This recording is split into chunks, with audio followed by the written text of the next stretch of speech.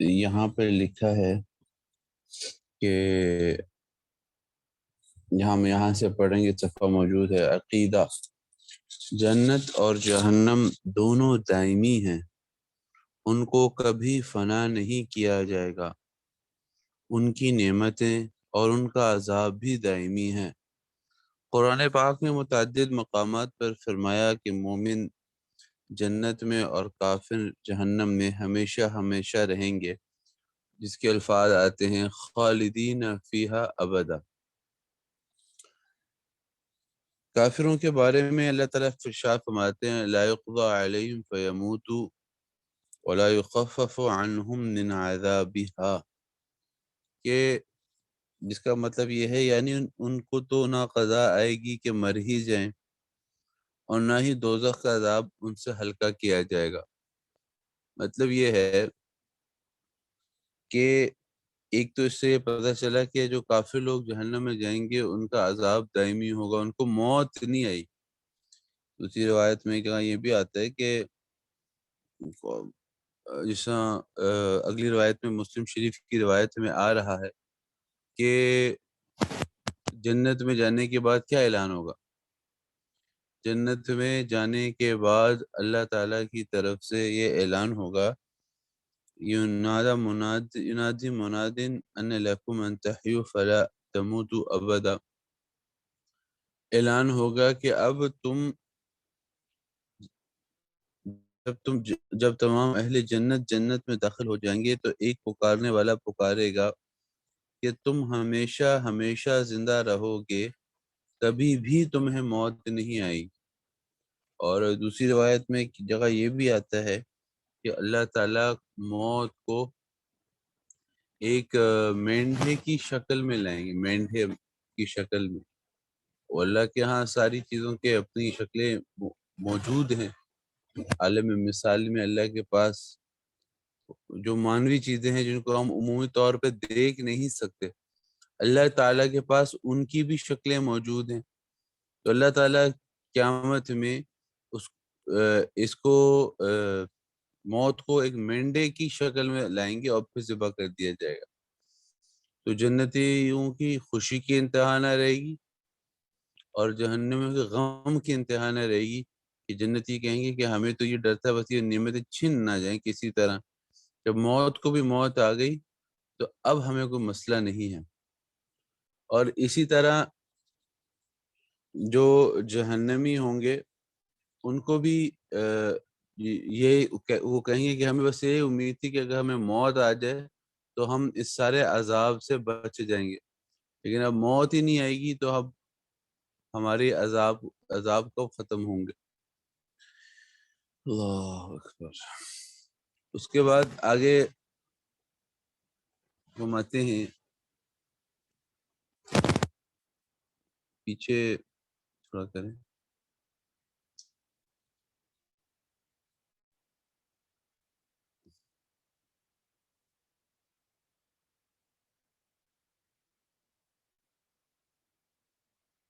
تھوڑا پیچھے کریں اس کو، آپ آگے چلے گی یہ کتاب۔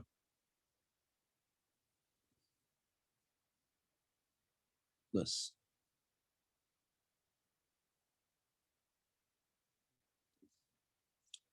دوسرا سوال یہ ہے کہ عقوبت اور سزا کی غرض، یہ تو ہو گیا، آپ میرے خیال سے کہیں اور چلے گئے، تھوڑا سا اس کو آگے لے کے جائیں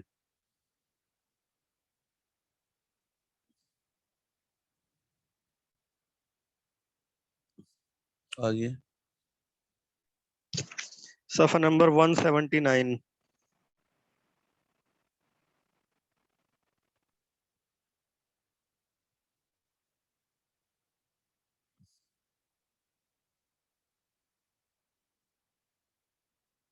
آگے چلیں، نہیں پیچھے نہ جائیں، آگے جائیں، ہو گیا ویسا سارا۔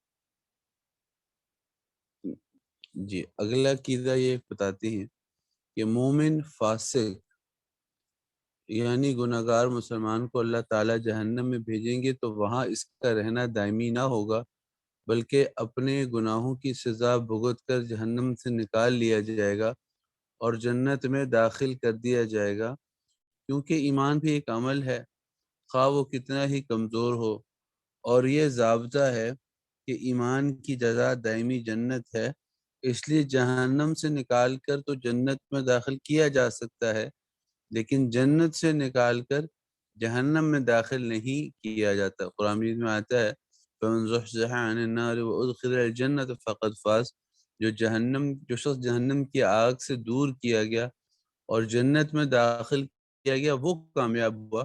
لہذا گناہگار مسلمانوں کو اگر جہنم کی سزا ہوئی تو سزا بھگتنے کے بعد ان کو وہاں سے نکال لیا جائے گا اور جنت میں دائمی داخلہ عطا کیا جائے گا۔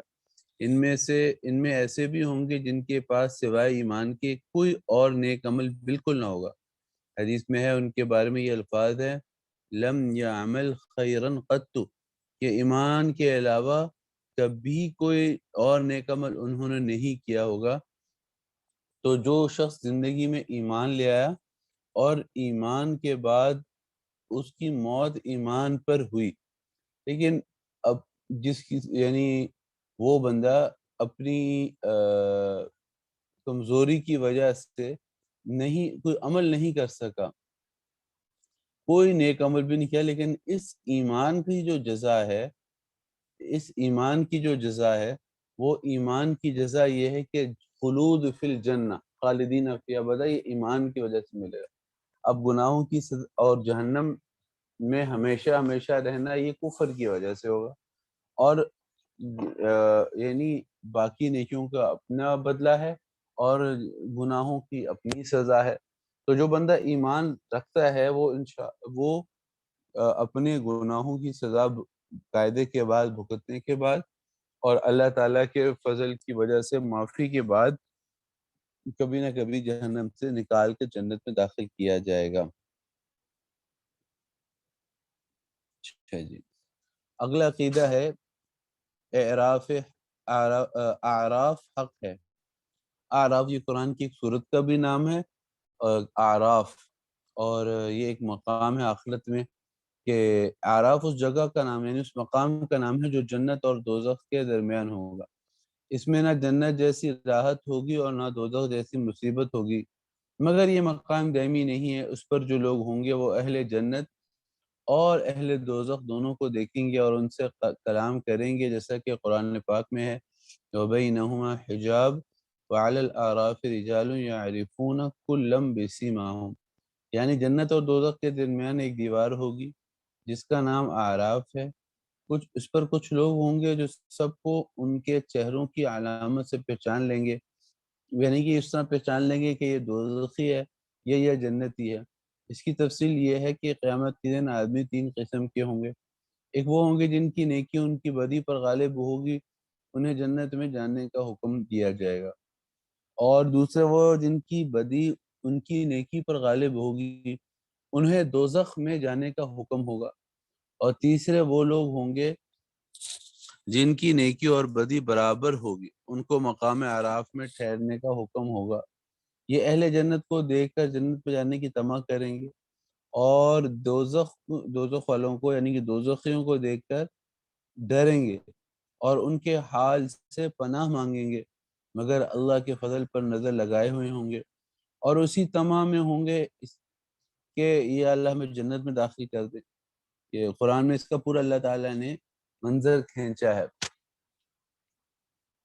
کہ وہ ادھر دیکھیں گے تو جنت والے نظر آئیں گے کیونکہ وہ بیچ میں ہیں، اور ادھر دیکھیں گے تو جہنم والے نظر آئیں گے، لیکن ان کے عمل ابھی جنت والے نہیں ہوں گے۔ لیکن پھر بعد میں ہوگا کیا، یہاں تک کہ جب اللہ تعالیٰ کو منظور ہوگا تو ان کی خطائیں معاف کر دیں گے اور ان کو جنت میں داخل ہونے کا حکم دیں گے، جیسا کہ اللہ تعالیٰ کا ارشاد ہے ادخلوا الجنۃ لا خوف علیکم ولا انتم تحزنون۔ اہل اعراف کو حکم ہوگا کہ جنت میں داخل ہو جاؤ، اب تم پر نہ کچھ خوف ہے اور نہ کچھ غم۔ اب یہ عقائد چل رہے ہیں ہمارے، کیا عقیدہ ہونا چاہیے جنت و دوزخ اور اس کے متعلقات کے بارے میں۔ اسی طرح آگے ایک عقیدہ ہے کہ اللہ تعالیٰ کا دیدار، اللہ تعالیٰ کو دیکھنا۔ آخرت میں بہت سے چہرے تر و تازہ ہوں گے، تو آخرت میں اہل ایمان کا اپنی ظاہری آنکھوں سے اللہ تعالیٰ کو بے چوں و چکوں یعنی بغیر کیفیت کے اور بے جہت اور بے مثال دیکھنا حق ہے۔ قرآن پاک میں اس کی آیت آتی ہے، قرآن پاک میں اس کی دلیل ہے، قرآن پاک میں یہ عقیدہ بیان ہوا ہے، وجوہ یومئذ ناظرۃ الی ربها ناظرہ، کہ آخرت میں بہت سے چہرے تر و تازہ ہوں گے اور اپنے پروردگار کی طرف دیکھنے والے ہوں گے۔ تو اللہ ایک تو ہے کہ کوئی کہے جی دل کی آنکھوں سے نہیں، اہل حق کا عقیدہ یہ ہے کہ یہ جو آخرت میں اہل ایمان اللہ تعالیٰ کو دیکھیں گے، اللہ تعالیٰ کی زیارت کریں گے، وہ اپنی ظاہری آنکھوں سے کریں گے، لیکن اس کی کیفیت کیا ہوگی وہ ہمیں نہیں پتہ۔ اور اللہ تعالیٰ کے ظاہر جسم سے پاک ہیں، مکان سے پاک ہیں، مثال سے پاک ہیں، تو یہ ساری وہ دیکھنا ان چیزوں کے بغیر ہوگا۔ اب یہ کیسا ہوگا؟ چونکہ ہم نے ابھی تک اس چیز کا مشاہدہ نہیں کیا، اس کو ہم اس طرح لیکن اتنا تو سمجھ سکتے ہیں قرآن پاک اور حدیث اور دیگر دلائل میں جو چیز آتی ہے اس کے متعلق کہ ایسا ہوگا، اور اللہ تعالیٰ جیسے ہیں ویسے اللہ تعالیٰ کو دیکھیں گے، تو وہ کیسے دیکھیں گے یہ اس وقت ہی پتہ چلے۔ اور احادیث متواترہ میں بھی اس کے بارے میں آیا ہے کہ حضور صلی اللہ علیہ وسلم نے ارشاد فرمایا، کیا تم 14ویں رات کو چاند دیکھنے میں مشقت محسوس کرتے ہو کہ جب تمہارے اور چاند کے درمیان کوئی بادل حائل نہ ہو؟ ایسے ہی تم اپنے رب کو دیکھو گے، یعنی ایک تو تمہیں شک نہیں ہوگا کہ ہم کس کو دیکھ رہے ہیں، ظاہر ہے پتہ چل جائے گا کہ اللہ تعالیٰ کو دیکھ رہے ہیں، اور ایسی طرح دیکھیں گے کہ سب کو نظر آ جائیں گے، اور اس میں کسی کو کچھ شک بھی نہیں ہوگا اور کسی کو مشقت نہیں ہوگی۔ جیسے بہت بھیڑ لگی ہو اور کوئی چیز نظر آ جائے تو سارے بندے ایک دوسرے پر چڑھ کر ایک دوسرے کو پیچھے کر کے اس چیز دیکھنا چاہتے ہیں نیچے کی طرف، لیکن حضور نے مثال دی، لیکن مثال چاند نکل آئے تو 14ویں رات کا چاند ہو تو کسی کو دوسرے کے اوپر چڑھ کر اس کو پیچھے کر کر دکھا دیکھ کر مشقت دیکھ کر نہیں دیکھنا پڑتا، بلکہ جیسے وہ چاند ایسے نظر آ جاتا ہے، اللہ تعالیٰ کی زیارت بھی ایسے آسانی سے ہوگی۔ یہ مثال جو دی ہے کہ چاند کے ساتھ، وہ اس بارے میں دی ہے کہ تم سب اکٹھے مشقت کے بغیر دیکھ سکو گے۔ اس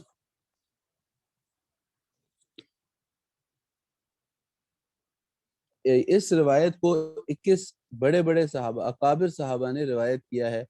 وہ صحابہ عبداللہ ابن مسعود، عبداللہ ابن عمر، عبداللہ ابن عباس، صہیب، انس، ابو موسیٰ اشعری، ابو ہریرہ، ابو سعید خدری، عمار ابن یاسر، جابر ابن عبداللہ، معاذ ابن جبل، ثوبان، عمار ابن رویبہ ثقفی، حذیفہ، ابو بکر صدیق، زید ابن ثابت، جری بن عبداللہ بجلی، ابو امامہ باہلی، بریدہ اسلمی، ابو برزہ، ابو عبداللہ حضرت عبداللہ ابن حارث ابن جز بیدی رضی اللہ عنہم اجمعین۔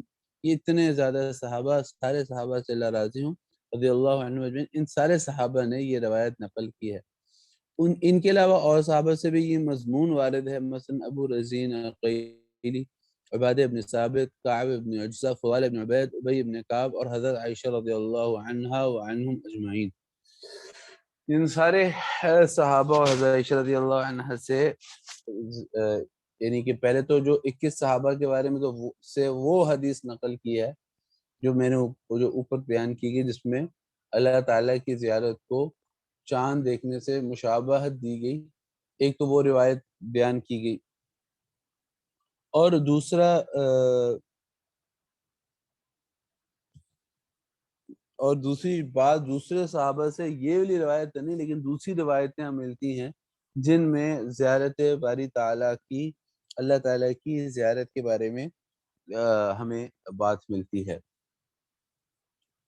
اکثر معتزلہ اور خوارج اور روافض کی بعض جماعتیں اہل سنت کے خلاف آخرت میں دیدار الہی کے منکر ہیں۔ ذیل میں ہم ان کے دلائل بھی بیان کرتے ہیں، ان کے جواب بھی تحریر کرتے ہیں۔ وہ ایک روایت میں قرآن مجید میں کو پورا واقعہ ہے حضرت موسیٰ علیہ السلام والی بات کہ جس میں جب وہ اس پہاڑ پہ گئے تو اللہ سے ملاقات کے لیے، تو انہوں نے کہا رب ارینی انظر الیک، یا اللہ میں آپ کا دیدار کرنا چاہتا ہوں، مجھے اپنا دیدار دکھلا دیجئے، میں آپ کو ایک نظر دیکھ لوں۔ تو جواب میں اللہ تعالیٰ نے ارشاد فرمایا لن ترانی، تم مجھے ہرگز نہیں دیکھ سکتے۔ جواب، اس آیت سے یہ معلوم ہوتا ہے کہ دنیا میں کسی کو موت سے پہلے دیدار خداوندی کا شرف حاصل ہونا شرعاً محال ہے، عقلاً البتہ ممکن ہے۔ ایک ہے کہ یعنی کہ اللہ تعالیٰ کو کیا دیکھنا عقلی طور پر محال، کہ عقل اس کی اجازت نہیں دیتی کہ یہ بے بات، جیسے ہم نے مثال دے رہا ہوں حضرات کو، کہ جیسے یہ چیز عقل پہ محال ہے کہ دو خدا ہوں، ٹھیک ہے، یہ چیز عقلاً محال ہے۔ اللہ تعالیٰ کے کوئی شریک ہو، یہ چیز عقلاً محال ہے، شرعاً تو محال ہے ہی، عقلاً بھی محال ہے کہ کام سارے چیزوں کا خالق مالک اکیلا وہ ایک ہی ہوگا عقلی طور پر بھی، اور اس کو کسی کی ضرورت نہیں ہوگی، تو یہ تو عقلاً محال ہے۔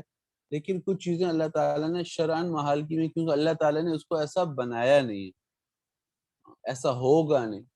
جیسے مثال کے طور پر کافر کا جہنم میں ہمیشہ ہمیشہ رہنا ہے، تو یہ تو ضروری ہے۔ اب کیا وہ عقلی طور پر بھی ضروری ہے؟ نہیں، اللہ جس کو چاہے، لیکن شرعی طور پر یہ ضروری ہے، کیونکہ اللہ تعالیٰ نے فرما دی، اور اللہ تعالیٰ جھوٹ نہیں فرماتے، اور اللہ تعالیٰ کی جو بات کرتے ہیں وہ پورا کرتے ہیں۔ اس لیے شرعاً یہ چیز اللہ نے کر دی ہے کہ دنیا میں اللہ تعالیٰ کی انہی آنکھوں سے زیارت نہیں ہوگی۔ اگرچہ یہ الگ بات ہے کہ کیا ممکن ہے؟ ہاں جی، عقلی طور پر ممکن ہے، لیکن ایسا ہونا محال ہے، کیونکہ اللہ نے اس کو ایسے ہی طے کیا ہے، کیونکہ اللہ نے کہا ہے لن ترانی۔ کیونکہ اگر امکان عقلی بھی نہ مانا جائے تو موسیٰ علیہ السلام جیسے جلیل القدر پیغمبر کی نسبت یہ خیال نہیں کیا جا سکتا کہ وہ ایک محال عقلی کی درخواست کرتے۔ اہل سنت یعنی کہ اگر محال ہوتا تو موسیٰ علیہ السلام نے پھر درخواست کیوں کی؟ یعنی موسیٰ علیہ السلام تھے، اللہ کے بڑے جلیل القدر نبی تھے، اللہ نے ان کو نبوت عطا کی ہے اور بڑے ان کے صفات ہیں، تو وہ ایک محال چیز کی درخواست کر رہے ہیں، اس کا مطلب ہے تو ان پر بھی زد پھر آتی ہے، اس کا مطلب ہے اہل سنت والجماعت کا یہی مذہب ہے کہ دیدار الہی دنیا میں عقلاً ممکن ہے، شرعاً اس کا وقوع محال ہے، اور آخرت میں اس کا وقوع نہ صرف ممکن ہے بلکہ قطعی نصوص سے ثابت ہے کہ ایسا ہوگا بھی۔ پھر اسی آیت میں آگے دنیا میں دیدار الہی کے وقوع کے محال ہونے کی دلیل بیان فرمائی کہ وَلَكِنِ انظُرْ إِلَى الْجَبَلِ فَإِنِ اسْتَقَرَّ مَكَانَهُ فَسَوْفَ تَرَانِي، لیکن تم اس پہاڑ کی طرف دیکھتے رہو، سو اگر یہ اپنی جگہ برقرار رہا تو تم بھی مجھے دیکھ سکو گے، یعنی پہاڑ کی طرف دیکھتے رہو، ہم اپنے جمال کی ایک جھلک اس پر ڈالتے ہیں، اگر پہاڑ جیسی سخت اور مضبوط چیز اس کو برداشت کر سکی تو ممکن ہے تم کو بھی اس کا تحمل کرا دیا جائے، ورنہ سمجھ لیجئے کہ جس چیز کا تحمل پہاڑ سے نہ ہو سکے کہ کسی انسان کسی انسان کی مادی ترکیب اور جسمانی آنکھیں اسے کیسے برداشت کر سکتی ہیں۔ آگے فرمایا فَلَمَّا تَجَلَّى رَبُّهُ لِلْجَبَلِ جَعَلَهُ دَكًّا وَخَرَّ مُوسَىٰ صَعِقًا، بس ان کے رب نے جو اس پر تجلی فرمائی، تجلی نے اس کے پر خدشے اڑا دیے اور موسیٰ بے ہوش ہو کر گر پڑے۔ حق تعالیٰ کی تجلیات بہت طرح کی ہیں، اور یہ خدا کا ارادی فعل ہے کہ جس چیز پر جس طرح چاہے تجلی فرمائے۔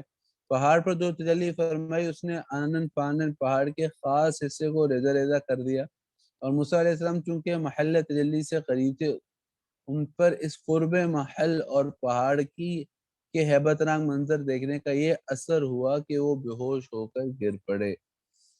اس تفصیل سے معلوم ہوا کہ دنیا کی مادی اعتبار سے بڑی مضبوط چیز اللہ تعالیٰ کی ایک جھلک کا تحمل نہیں کر سکتی، تو انسان کی دنیاوی آنکھ اس کا تحمل کیوں کر سکتی ہے، جو کہ مادی اعتبار سے بہت کمزور بھی ہے۔ اسی وجہ سے دنیا میں دیدار الہی کا وقوع محال ہے کہ اللہ نے ایسا بنایا نہیں کسی چیز کو۔ تبھی قلبی اور روحانی طاقت کے اعتبار سے زمین، آسمان، پہاڑ سب چیزوں سے انسان فائق ہے۔ اسی طرح موسیٰ علیہ السلام جس وحی الہی کے حامل تھے، بلکہ دوسرے انسان بھی جس امانت عظیمہ کے حامل ہیں، پہاڑ وغیرہ اس کے اٹھانے پر قادر نہیں۔ قرآن میں آتا ہے ہم نے یہ امانت یعنی اپنے اختیار سے اللہ تعالیٰ کی فرما برداری کرنا آسمانوں اور زمین اور پہاڑوں کے سامنے پیش کی تھی، تو انہوں نے اس کی ذمہ داری سے انکار کر دیا اور اس سے ڈر گئے اور انسان نے اس کو اپنے ذمے لیا. بس اور دوسری قرآن کی آیت میں سورہ حشر کے اندر آتا ہے، اگر ہم اس قرآن کو کسی پہاڑ پر نازل کرتے تو اس کو دیکھتا کہ وہ خدا کے خوف سے دب جاتا اور پھٹ جاتا. اچھا، تاہم جس چیز کا تعلق ظاہری آنکھوں یا بدن کی مادی قوت سے ہو، اس میں انسان دوسری عظیم الخلق چیزوں سے بہت کمزور واقع ہوا ہے. یعنی ایک تو ہے کہ انسان کے اندر جو روحانی قلبی اس کے اندر صلاحیت اللہ نے رکھی ہے وہ پہاڑوں اور زمینوں آسمانوں سے بہت زیادہ ہے، لیکن ظاہر ہم دیکھتے ہیں کہ جو اس کو جسمانی اعتبار سے طاقت ملی ہے، مادی قوت سے ہو، اس میں انسان دوسری چیزوں سے کمزور بھی ہے. لخلق السماوات والارض اکبر من خلق الناس ولكن اکثر الناس لا يعلمون. البتہ آسمانوں اور زمین کو پیدا کرنا بڑا ہے لوگوں کو پیدا کرنے سے، لیکن بہت سے لوگ نہیں سمجھتے. دوسری جو آتا ہے خلق الانسان ضعیفا، انسان کو کمزور پیدا کیا گیا ہے، لیکن اس کے اندر دل کے اندر تو اتنی طاقت ہے جو بڑے بڑی چیزوں کو سما سکتا ہے روحانی اعتبار سے قلبی اعتبار سے. لیکن آسمان اللہ تعالیٰ خود کہتے کہ تمہیں بنانا مشکل تھا، انتم اشد خلقا ام السماء بناها، تمہیں بنانا مشکل تھا یہ جو اتنا بڑا اللہ نے آسمان بنایا یہ بنانا زیادہ مشکل. اللہ کے لیے تو مشکل نہیں ہے، لیکن ظاہر اعتبار سے انسان چھوٹی چیز ہے، چھوٹی عمارت بنانے میں تو تھوڑا وقت لگتا ہے، تھوڑے اسباب لگتے ہیں، وہ کمزور ہوتی ہے. بڑی عمارت مضبوط ہوتی ہے، اس میں زیادہ وقت لگتا ہے، زیادہ اس میں اسباب لگتے ہیں. جی، منکرین دیدار الہی کی دوسری دلیل، جو لوگ اس کا انکار کرتے ہیں کہ اللہ تعالیٰ کا جسم معتزلہ خوارج سے شروع میں آیا، تو وہ ان کیا کہتے ہیں لا تدرکہ الابصار وہو یدرک الابصار وہو لطیف الخبیر، یعنی انسانی نگاہیں اللہ کا ادراک نہیں کر سکتی اور اللہ ہی سب نگاہوں کا ادراک کرتا ہے. اس آیت سے مفہوم ہوتا ہے کہ اللہ تعالیٰ کو نہیں دیکھا جا سکتا، کہ لا تدرکہ الابصار، کہ اس کا ادراک نہیں کر سکتی آنکھیں. تو جواب ادراک کا معنی لغت میں دیکھنے کے نہیں ہے بلکہ احاطہ کرنے کی. ادرک کا یدرک ادراک جو قرآن میں آتا ہے، اس کا انہوں نے معنی یہ سمجھ لیا یا یہ متعین کر لیا منکرین دیدار الہی لوگوں نے، کہ جو لوگ دیدار الہی کے منکر ہیں انہوں نے یہ کہا کہ لا تدرک الابصار، آنکھیں اس کو دیکھ نہیں سکتی. حالانکہ جو اس لفظ میں تدرکو میں ہے اس کا معنی دیکھنا لغت میں نہیں ہوتا بلکہ احاطہ کرنے اور گھیر لینے اور انتہا تک پہنچنے کو کہتے ہیں. جیسے دوسری جگہ بھی آتا ہے، موسیٰ علیہ السلام کا واقعہ تھا کہ قال اصحاب موسیٰ انا لمدرکون، موسیٰ کے لوگوں نے کہا ہم تو گھیرے گئے، آگے سمندر اور پیچھے جو فوج جو دشمن ہے فرعون اور اس کی فوج آ گئی. جب وہ بیچ میں پکڑے گئے تو انہوں نے کہا ہمارا تو احاطہ کر لیا گیا کہ ہم چاروں طرف سے گھر گئے. اس کو کہتے ہیں ادراک. اس لفظ میں انا لمدرکون آیا، یہ لفظ ہے. یعنی موسیٰ علیہ السلام کے ساتھیوں نے کہا ہم تو پکڑے گئے کیونکہ دشمن ہم تک پہنچ گیا ہے اور اس نے ہمیں گھیر لیا ہے. تو مطلب یہ ہوا کہ نگاہیں کبھی اس کا احاطہ نہیں کر سکتی اور نہ اس کی انتہا کو پا سکتی ہیں، اور آخر میں دیدار ہوگا لیکن احاطہ نہیں ہوگا. اس کی شان یہ ہے کہ وہ تمام نگاہوں اور دیکھی جانے والی چیزوں کا احاطہ کی جو ہے، یعنی اللہ تعالیٰ تو ہر چیز کا اتنا احاطہ کیے ہوئے ہیں کہ اس کی ہر چیز کو دیکھ رہے ہیں، ہر چیز اللہ تعالیٰ کی آنکھوں کے سامنے ہے، اور اللہ تعالیٰ تو پوری اپنی ہر چیز اپنی کیفیت کے ساتھ پوری طرح اللہ کے سامنے ہے. لیکن انسان اللہ تعالیٰ کے ساتھ اپنی ذات جو ہے وہ بہت بڑی ہے، اللہ تعالیٰ لامحدود ہیں، تو کسی محدود چیز کے لیے لامحدود کا احاطہ کرنا عقلاً ممکن نہیں ہے. اس لیے اللہ تعالیٰ نے شاہ فرمایا لا تدرکہ الابصار، یہ تو دنیا میں اور انسانوں کی آنکھیں ہیں، وہ اللہ تعالیٰ کا ادراک نہیں کر سکتی. اس میں دیکھنے کی نفی نہیں ہے کہ دیکھ نہیں سکتی یا دیکھنا عقلاً ممکن نہیں ہے، بلکہ ایک اور آیت ہے للذین احسنوا الحسنى وزیادہ، کہ جو لوگ نیکی کر آئیں قرآن میں آتا ہے جو لوگ نیکی کر کر آئے ہیں، جو لوگ اچھے کام کر کے آئے ہیں آخرت میں، ان کے لیے ان کے لیے حسنہ ہے اور زیادہ مزید اضافہ بھی ہے۔ تو اس کی تفسیر میں یہ بھی آتا ہے کہ حسنہ ظاہر انعام دنیا جنت کے انعام جنت، اور زیادہ مزید اضافہ یہ ہوگا اس پر کہ اللہ کا دیدار نصیب ہوگا۔ تو ہمارا یہ باب ہے مکمل ہو گیا کہ جو عقائد متعلقہ آخرت تھے، عقائد متعلقہ جنت و دوزخ تھے، ان کے بارے میں کہ جنت دائمی ہے، ہمیشہ رہے گی، اور اس کے بارے میں بھی ایک سوال آیا تھا ساتھیوں کا، میں نے اس کا جواب اگلے دن عرض کر دیا تھا، لیکن ہو سکتا ہے وہ ساتھی پتہ نہیں موجود تھے کہ نہیں۔ ایک سوال یہ آیا تھا کہ کیا جب اللہ تعالیٰ اس دنیا کو ختم کریں گے، سب کچھ ختم کریں گے، تو تھوڑی دیر کے لیے کیا جنت بھی ختم ہوگی؟ جنت کو جو اللہ نے بنا دیا ہوا ہے، جنت تو ابھی موجود ہے، کہ جنت ابھی ختم ہوگی پھر اللہ تعالیٰ اس کو دوبارہ پیدا فرمائیں گے؟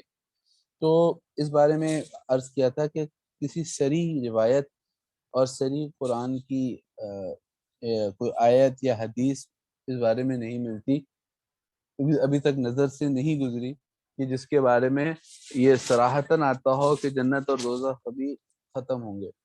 تو اس کی جو آیت تھی کل شیء ہالک الا وجہ، ہر چیز اللہ کے علاوہ ہر چیز ہلاک ہو جائے گی، ہر چیز ہلاک ہونے والی ہے۔ تو اس آیت کی وجہ سے بعض لوگوں نے کہا، اس کی تفسیر میں ان کا رجحان اس طرف ہوا کہ کل شیء ہالک الا وجہ کا مطلب یہ ہے کہ جو کچھ ہے، چاہے جنت بھی ہے وہ ختم ہوگی، پھر اللہ تعالیٰ اسے دوبارہ پیدا فرمائیں گے۔ تو ایک تو یہ بات ہے کل شیء ہالک الا وجہ، اس کی آیت کی تفسیر میں بعض لوگوں نے یہ کہا، لیکن اکلوہا دائم اس کے منافی نہیں ہوتا ہے کہ جنت کے پہ جو اللہ نے کہا پھل دائمی رہیں گے، جب بنا دیے گے تو ہمیشہ رہیں گے، کیونکہ دائمی کا مطلب یہ ہے کہ وہ ایسے ختم نہیں ہوں گے کہ بس ختم ہی ہو جائیں، وہ ان کی نوع اور ان کی جو ہے جنس وہ باقی رہے گی، جب اللہ دوبارہ پیدا کر دیں گے۔ اور یہ تو ایک بات ہوگی۔ دوسری بات لوگوں نے کہا کل شیء ہالک الا وجہ سے یہ مطلب نہیں ہے کہ کل شیء ہالک کا مطلب ہے کل شیء ممکن، کہ اللہ کی ذات واجب الوجود ہے، ہمیشہ سے ہے، ہمیشہ رہیں گی۔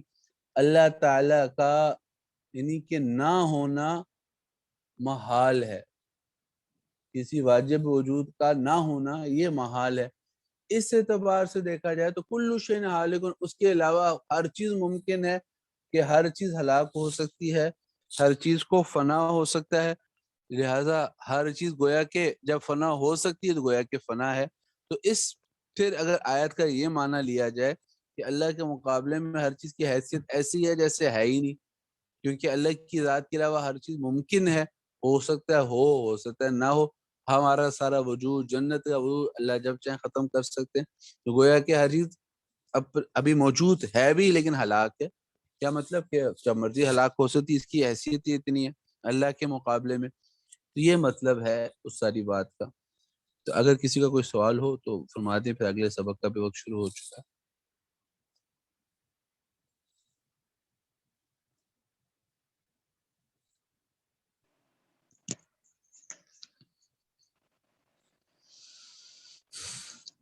جی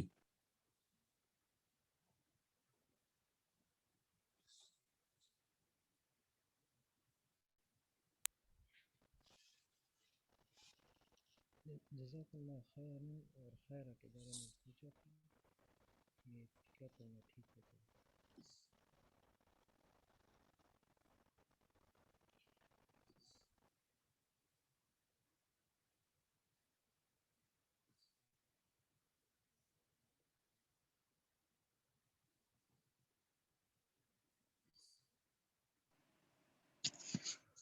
السلام علیکم۔ جی وعلیکم السلام۔ اچھا حضرت، ایک اس میں ایک آیت اور عرض کی تھی، ہمارے یہاں ایک مولانا صاحب درس دیتے ہیں فجر کی نماز کے بعد، تو جی وہ سورہ رحمان کی غالباً یہ آیت ہے کل من علیہا فان ویبقى وجہ ربک ذی الجلال والاکرام، جی جی کہ یہ وہ جو ان کے جی جی جی ان کے کہنے کا مقصد یہ ہے کہ ایک وقت ایسا آئے گا کہ اللہ تعالیٰ جنت اور جنتیوں کو اور جہنم اور جہنمیوں کو بھی ختم کر دیں گے، صرف اللہ کی ذات باقی رہے گی. تو اس میں نہیں بہت نہیں سارے لوگوں کو ہمارے اشکال ہوا اس میں ان کی نہیں بات نہیں پر. یہ بات تو صراحتاً قرآن میں آتے ہیں نا، خالدین فیہا ابدا، جہنم والوں کا بھی ہمیشہ جی جہنم میں رہنا اور جنت والوں کا ہمیشہ ہمیشہ جنت میں رہنا. وہ میرے خیال سے جو مولانا صاحب نے جی جی فرمایا، شاید اگر آپ یوں دوبارہ ان سے پوچھیں یا یا اگر تو دیکھیں انہوں نے یہ بات کی ہے تو پھر یہ تو صراحتاً ٹھیک نہیں ہے، کیونکہ کہ یہ وقت آئے گا کہ جب جیسے کہتے ہیں نا اینڈ آف ٹائم، بہت ختم ہو جائے گا، اللہ جنتیوں کو بھی ختم کر دیں گے، سب کچھ ختم ہو جائے گا، چیپٹر کلوز ہو جائے گا جیسے کہتے ہیں. ایسا نہیں ہے، جنتی ہمیشہ جنت میں رہیں گے، اور جن کے لیے ابدی جہنم کا فیصلہ ہو گیا وہ ہمیشہ جہنم میں رہیں گے، اور جنت بھی ہمیشہ رہے گی اور جہنم بھی ہمیشہ رہے گی، وہ ختم نہیں ہوگی کبھی. لیکن اصل میں جو بات ہے شاید انہوں نے یہ نہ کی ہو کہ جب کیونکہ ابھی دیکھیں جنت بھی بن گئی ہے، دوزخ بھی بن گئی ہوئی ہے اس وقت. ابھی ہم ادھر ہیں نا دنیا میں، جنت میں نہیں گئے، لیکن جنت بھی موجود ہے. اب ہم نے پہلی دفعہ نفخہ اولا ہونا ہے، سور پھونکا جائے گا تو اللہ تعالیٰ سب کچھ ختم کر دیں گے، کل من علیہا فان. اس وقت صحیح. دنیا میں جو کچھ ہے وہ اللہ ایک دفعہ ختم کر دیں گے. اس وقت لمن الملک اليوم، اللہ تعالیٰ آواز بھی دیں گے آج کس کی بادشاہت ہے، این الجبارون این المتکبرون، بڑے بڑے بادشاہ کہاں ہیں. تو جو یہ بات آتی ہے نا اللہ سب کچھ ہلاک کر دیں گے، تو کیا یہ سوال تب پیدا ہوتا ہے کہ کیا اللہ تعالیٰ جنت کو بھی اس وقت ہلاک کر دیں گے کیونکہ جنت اللہ نے پیدا کی ہوئی ہے، اور کیا اللہ جہنم کو بھی ہلاک کر دیں گے کیونکہ وہ بھی ابھی پیدا ہے، پھر اللہ دوبارہ پیدا کریں گے جنتیوں کے لیے. تو اس کا جواب میں نے عرض کر دیا. ہاں جی. اس کا جواب شاید آپ کو وہ مولانا صاحب نے یہ دیا ہو کہ جی اللہ ایک دفعہ ہلاک کر دیں گے، اللہ پھر پیدا کر دیں گے اپنی مرضی سے ہمیں جنت پر ڈالنے سے پہلے. تو میں نے اس کا عرض کر دیا کہ یہ اس آیت سے یہ سمجھنا لازمی نہیں ہے کہ ہم یہ لازمی طور پر سمجھیں کہ اللہ کیونکہ اللہ نے کہہ دیا سب کچھ ختم کر دیں گے تو جنت تو جہنم بھی ختم ہو جائے گی. بلکہ ہو سکتا ہے وہ اللہ کو پتہ ہے کسی کہیں ہمیں صراحتاً ملا نہیں ہے، تو دونوں باتیں ممکن ہیں. اللہ تعالیٰ تھوڑی دیر کے جنت اور جہنم کو بھی فنا کر دیں پھر دوبارہ پیدا کر دیں جس وقت جنتیوں کو ڈال لیں، یا پھر اللہ ان کو باقی رکھیں. تو اس آیت سے ان کا ختم ہونا ضروری بھی نہیں ہے. تو کلو شیء ہالکن سے بھی شیء سے مراد ممکن کہ ہر چیز ممکن ہے سوائے اللہ کے، کہ اللہ کے علاوہ ہر چیز ہلاک ہو سکتی ہے، یہ مطلب ٹھیک ہوگا. ٹھیک ہے. جزاک اللہ. وعلیکم السلام. میں جی پھر کر رہا ہوں، اگر میں خاطر مولانا تشریف لے آئے ہوں گے. جی ٹھیک ہے مولانا، لے آئیں تشریف. ٹھیک ہے، جزاک اللہ خیر. السلام علیکم ورحمۃ اللہ وبرکاتہ.